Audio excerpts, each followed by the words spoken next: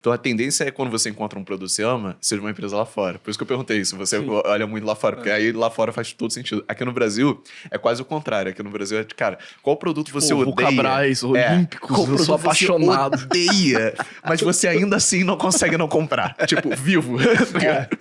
Sei lá, internet, luz, qualquer coisa assim. É coisa que você odeia, sabe? Mas você tem que comprar. Mas eu ia te perguntar, né? Dessas empresas que teoricamente oferecem serviços que... É difícil alguém ter uma percepção positiva aqui no Brasil. Ele colocou no caso de Vivo, né? Ah, não vou. O operador é ruim, TIM e tal. Isso você descarta ou... Cara, isso vai depender muito, assim, de caso a caso. Acho que vai depender muito. Não tem uma regra específica, assim, mas... Pegando esse gancho aí, eu acho que isso faz muito sentido. Até porque eu comecei a investir na Bolsa aqui no Brasil em 2008.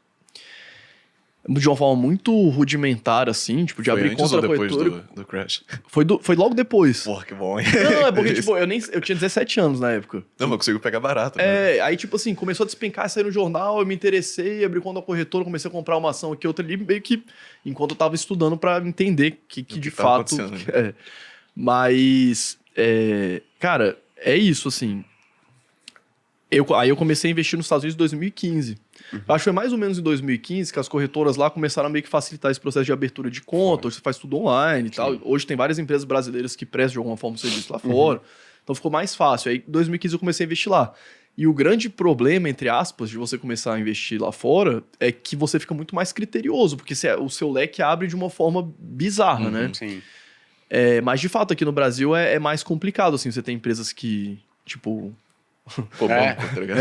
Exatamente. É difícil, eu Vale, adoro Vale. Não, gosto eu ia muito falar, de por minério de exemplo... E esses serviços que eles não são meio que sensíveis à população? Caraca, deu uma bica Toma. aqui. Mas, por exemplo, energia elétrica, né? Porque aí na energia elétrica você tem transmissão, você tem distribuição, você tem geração, né? Sim. Energia elétrica é um setor aqui no Brasil que você olha, que você gosta, né? Como é que você... E ele é um serviço que, teoricamente, ele não é muito sensível para a população.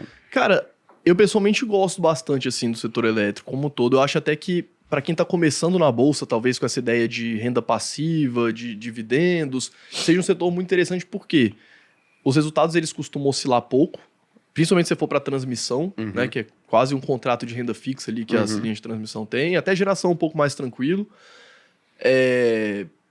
Normalmente são projetos de longo prazo, né? As concessões das usinas ou as linhas de transmissão, enfim. As ações, por causa disso, os resultados são menos voláteis, por causa disso, as ações são menos voláteis, e acho que a pessoa consegue ter uma certa sensibilidade, assim, do que é você investir de uma forma menos arriscada na bolsa, né? Sim. Eu acho que o investidor, ele abre o home broker, vê todas as ações subindo, caindo, e dá essa impressão, pelo menos para quem está começando, de que tudo tem o mesmo risco ali, tá tudo subindo e caindo, né? Sendo que uma empresa que é de geração ou de transmissão tem nada a ver com uma empresa de construção civil, por exemplo, que é altamente sensível ao cenário macro. E a pessoa vai ter ali uns dividendos que estão caindo recorrentemente, vai ter pouca vol, até, assim, indo no outro extremo, seria até os fundos imobiliários, né? Que seria ali um primeiro pé para a pessoa botar na renda variável.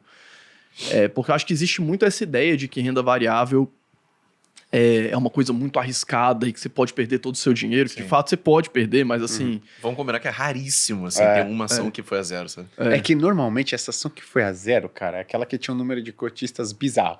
E se ela não tinha um número de cotistas bizarro, ela em algum momento ela passou a ter mais atenção por conta de, caiu 50%, 60%. Aí a galera começa a olhar, né? O cara que é o gambler lá começa a olhar e fala, putz, será que ela volta, né? Pro patamar que ela tava? Acho que dá pra citar, sei lá, eu consigo lembrar de cabeça, assim, sem recorrer a muito tempo atrás, umas 4. Americana, a zero, né? Entre aspas, a zero. Então. Mas Americana, Saraiva, IRB. Oi e IRB. E a GX? Então, eu falei não recorrer porque eu não queria chegar na OGX. Tá. Já é muito antigo, assim. Mas Cara, esse que é o ponto, né? Se você tiver uma diversificação, uma foi a zero, você tem 10 ações, você perdeu 10% só. E assim, tem um livro que eu gosto bastante que é o Financial Shenanigans. Pô, esse livro é do caralho. Esse livro é muito bom. Que é sobre fraude contábil, você até pegando um pouco de gancho aí, né? E, cara, se você for pegar, assim, pelo menos Americanas e IRB. Cara, você pega Americanas, tipo assim, a empresa já vinha tendo uns resultados muito ruins há muito tempo. Tipo assim, você poderia até investir num case de turnaround ali e tudo mais, mas eu falei do livro porque o autor lá falou um negócio que ficou marcado na minha cabeça, que é o seguinte: normalmente as fraudes contábeis ou contabilidade criativa, vamos botar assim para não fazer nenhuma acusação leviana, normalmente acontecem nas empresas que já estão mal já há algum tempo, porque a empresa, quando ela vem bem, ela não precisa espremer ali os lançamentos dos balancetes de um jeito mais criativo.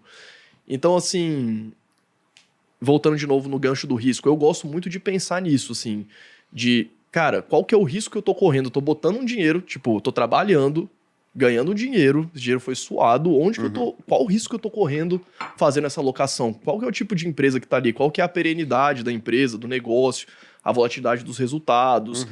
Então, achei importante o investidor olhar o que está por trás daquela ação, né? Qual que é o negócio que está ali por trás. Sim. Independente da estratégia que ele utilize, eu acho que todas estratégias que levam em consideração o business da empresa, você tem que entender, né? Tipo, qual que é o risco daquele negócio, quais são os competidores, qual que é a estabilidade de resultados, por que o resultado é tão estável, por que não é, o que pode fazer o resultado deixar de ser estável ou não. Para você entender o risco que você está correndo. Sim, acho que você tocou num ponto legal, porque aqui no Brasil é engraçado, né? Porque se você pegar o mercado acionário americano, você vai ver que os índices de maior volatilidade, as ações de maior volatilidade, na média, no longo prazo, entregaram mais retorno. No Brasil, aqui não. No Brasil, o setor de energia elétrica, ele teve, historicamente, uma volatilidade menor e ele ainda assim conseguiu entregar resultado mais alto do que a média das ações. É tudo zoado, né? Eu fico com muito medo quando a galera pega investindo em ações para um longo prazo. E aí você abre, sei lá, a página 2 já tem um gráfico. Então o cara tá na livraria ali, ele pega o gráfico. E o gráfico mostra o quê? Ação rendendo mais do que tudo. Mais que ouro, dólar, blá, blá, blá, blá. E aí ele fala, puta... Investir em ação aqui no Brasil, que é exatamente assim. Cara, não é. Completamente diferente. Aqui. Aí você puxa o gráfico do Ibovespa dolarizado desde a década de 60 até hoje, é um voo, tipo assim, nossa, queda de 80% no índice no meio do caminho, várias assim, né? Tem um gráfico que eu plotei esse ano que eu gosto muito, que é a distribuição dos retornos do Ibovespa, você comprando num dia e ficando por tanto tempo, 1 ano, 3 anos, 4 anos, 5 anos. E aí, se eu compara ele com o do S&P, é muito engraçado que o do S&P é bonitinho, né? Uma distribuição normal. Então você tem um prêmio de risco ali. E o nosso é meio que tipo, cara, ou deu muito ruim ou deu muito certo. E aí você vê quando deu muito ruim, quando deu muito certo, é sempre muito próximo. Tipo, deu muito errado agora, no dia seguinte, se você comprasse, era a melhor época da história pra você comprar. Que foi o que aconteceu na pandemia. O pior queda desde 2010 foi, se eu não me engano, em fevereiro. Aí no dia seguinte foi a maior alta no mesmo dia desde 2010 também. Então você tem esses movimentos aqui. Aqui é muito timing, por incrível que pareça. Eu não acho que vale a pena fazer o dollar cost que lá fora a galera faz.